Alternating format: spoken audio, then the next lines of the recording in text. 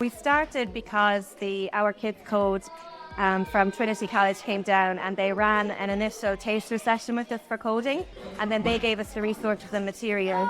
We did 6 weeks, and then after that, then it was up to us whether we could go ahead and keep it running and keep rolling with it. So we decided to. We were sent the information actually by Tina Mulhern in the Tipperary County Council. Initially we thought, okay, there's no way that we're going to do this and we're going to win.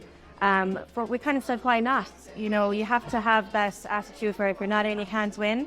We got together, we put some ideas down of what we wanted, where we saw the club going, and we took it from there. It was the ease with which we could do it that kind of spurred us over the edge then. From when I filled out the application form to actually going to the awards on that day, it was seamless. It was simple. The actual form itself is very easy to fill out. It's step by step. And then the feedback that you get, it's received.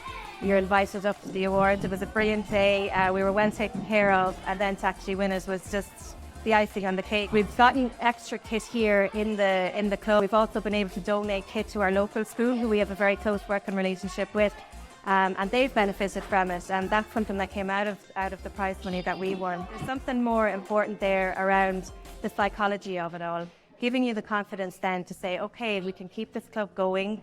We can expand it, we can open it up to more people in our community. A lot of people have that connectivity. Not a lot of people have broadband, not a lot of people even have internet in their house. So using that prize money to reach those people was one of our main objectives. Absolutely do it. You have nothing to lose.